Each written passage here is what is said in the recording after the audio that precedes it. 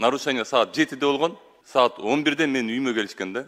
Тинтүү иштери менен мен машинамды тапканда. Биринчи суроом бул деген Конституцияда жазылган тинтүү иштери болбойт да менин немемечи.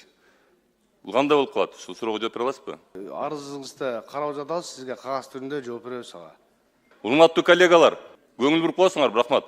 Биздин кызматкер ал жерге ошол жашоочулардын чакыруу менен барган, азыр ошонун баарын териштирип жүрөт. Жыйынтыгы менен сизге Т-полис жана Бишкек полис деген немелер силердин официальный страницаларыңарбы? ГАИнин? жок, биздин официальный страница эмес. А эмнеге анда силер мен жеке жашоомду нарушать этип, мен конституционный укуктарымды нарушать этип, силер мени мазактап чыгарып атасыңар ал интернетке?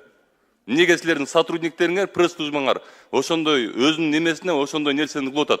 Эмне себептен алар мага протокол түзгөнү келгенде нагрудной камералар болгон эмес?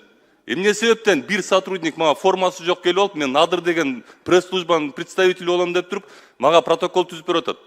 Эмне себептен мага пресс-службанын протоколу, пресс-службасы неменин ГАИнин протокол түзүп берип атат? Эгер силер ушул мыйзамды сактай албасаңар, эгер силер кайыптын артынан кууп, жогорку кеңештин депутатын интернетке чыгарып мазактап коётсаңар, анда силерге кантип биз мондай возможность берели ГАИ немелерди, айдоочуларды экзамен алганга? Силер кесип туруп интернетке уят кылып, мен ошол жерде дебош кылгансып чыгарып атасыңар силер. А мен бир эле суроом болгон ал жердечи. Жумуш маалында мен жеке жашоом бар, мен жеке жашоомо киргизишпегиле, жумуш маалында келгиле, мен силерге протокол эртең өзүм чалып туруп протокол түзүртөм дегем да.